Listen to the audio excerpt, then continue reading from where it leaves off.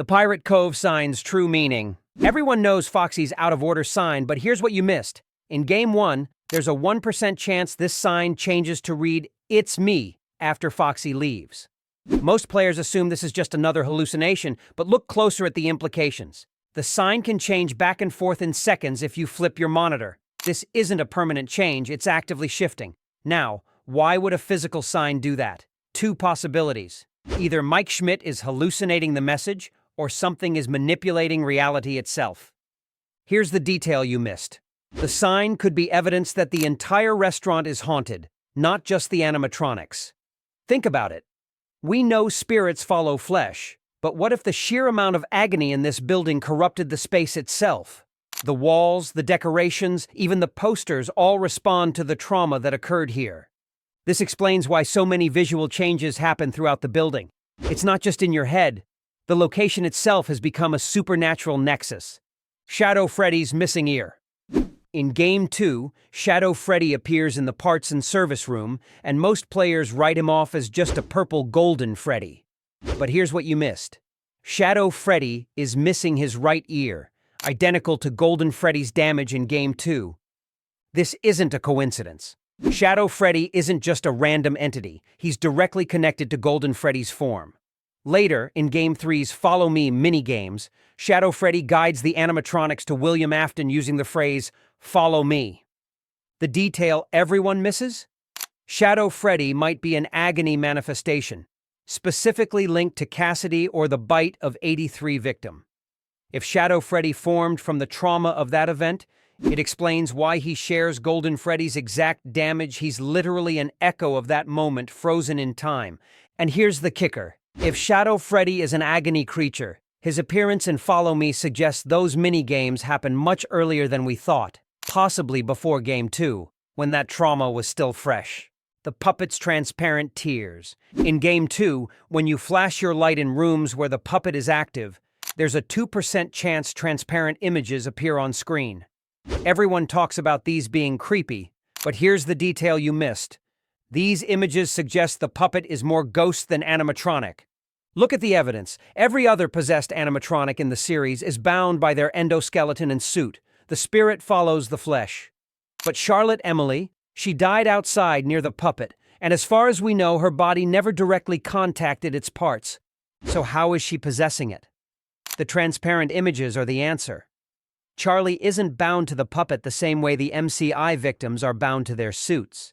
She's genuinely haunting it as a ghost, which explains her supernatural abilities floating, appearing in multiple locations, and these semi-corporeal manifestations.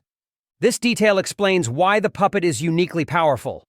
Charlotte Emily isn't trapped in a robot. She chose to stay, and that makes her far more dangerous than the others.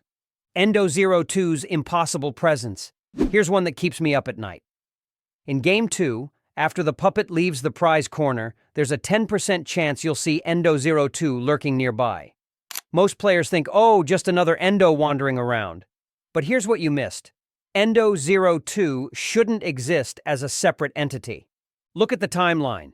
The withered animatronics use Endo-02 models because we can see their internal structure. So where did this free-roaming Endo-02 come from? Either Fazbear Entertainment has terrible security, or this endoskeleton was removed from one of the possessed animatronics. Here's the detail everyone overlooks. In Game 1, Golden Freddy appears to slump over because he has no endoskeleton supporting him. What if this Endo-02 in Game 2 was originally Golden Freddy's endoskeleton, removed during the previous location's closure? If that's true, and Golden Freddy is possessed, then this endoskeleton would retain that possession. That's why it moves independently. That's why it appears near the puppet, two possessed entities drawn together. This isn't just a spare part, it's a fragmented spirit wandering the building. The East Hall child drawings. In Game 1, the East Hall posters can randomly change to drawings of crying children. Everyone knows this Easter egg, but here's what you missed.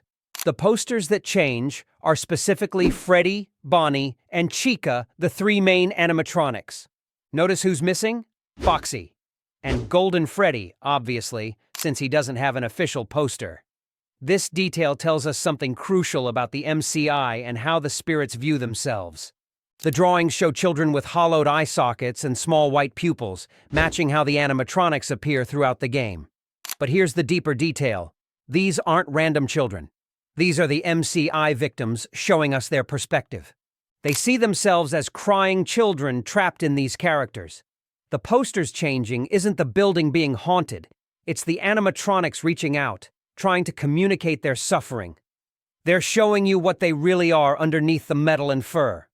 And Foxy's absence? Maybe Fritz. Foxy's spirit doesn't see himself the same way. Maybe he's still running down that hallway in his mind, still trying to perform for those kids.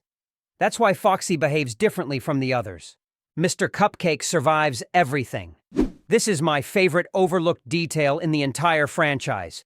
In Game 3's Follow Me minigames, William Afton dismantles all 4 classic animatronics. Freddy, Bonnie, Chica, Foxy, all destroyed. But look closely. Mr. Cupcake remains completely intact after Chica is torn apart. Why does this matter? Because in Game 3, Mr. Cupcake randomly appears on your desk with a 1 in 10,000 chance. How is he there? The attraction is salvaging items from closed locations, and apparently Mr. Cupcake is one of those items. Here's the detail you missed. If Mr. Cupcake survived the Follow Me incident intact while the others were destroyed, he might have absorbed some of their spiritual energy. Think about it. The spirits were released when their suits were destroyed, right? But Mr. Cupcake was present during those moments. What if fragments of those freed spirits clung to the only animatronic component that remained whole? This explains why Mr. Cupcake moves independently in Help Wanted and the movie. He's not just a prop, he's carrying pieces of the MCI victims' spirits. That innocent-looking cupcake might be one of the most haunted objects in the entire franchise, the circus music's true source. In Game 1, there's a 1 in 30 chance every cycle that circus music plays in the background. Most players assume it's just ambient creepiness, but here's what you missed. This is actually one of the earliest hints toward sister location. Look at the office details more carefully. There's a poster on the East Hall that reads, Fun Time. This poster appears in the same game where circus music randomly plays. Coincidence? In 5 Nights at Freddy's, there are no coincidences. Here's the detail. If Mike Schmidt is Michael Afton, and he previously worked at or knew about Circus Baby's entertainment and rental, the circus music could be a traumatic auditory hallucination. He's reliving his experiences with the Funtime animatronics while working at this location. This means Game 1 contains hints about Sister Location's plot years before that game was even conceived. Scott was either planning this from the start, or he brilliantly retconned the circus music into Michael's backstory. Either way, it's genius storytelling hidden in a simple audio Easter egg, the Golden Freddy game crash meaning. Everyone knows Golden Freddy crashes your game in Game 1, but here's what you missed. The game crash might represent actual death, not possession. Look at how every other animatronic kill works. Phone Guy tells us they stuff you into a Freddy suit, and the game over screen shows your eyes inside Freddy's head. You die, but your spirit continues existing inside the suit. The game keeps running because you still exist in the 5 Nights at Freddy's universe. But with Golden Freddy, the game immediately crashes. Your existence ends. This might explain why Phone Guy never mentions Golden Freddy despite talking about every other threat in the building. Golden Freddy isn't physically present. He's a vengeful spirit who can completely erase you from existence, not just kill your body. This makes Cassidy, or whoever possesses Golden Freddy, the most powerful spirit in the franchise. They don't just kill you, they delete you. That's why the game crashes. It's not a programming quirk. It's lore. And that's absolutely terrifying when you think about it. Every other animatronic gives you a chance at spiritual continuation. Golden Freddy offers oblivion. These details prove Scott thought about everything. What did I miss? Drop your theories in the comments and let me know which game to cover next. Thanks for watching, and don't forget to like and subscribe.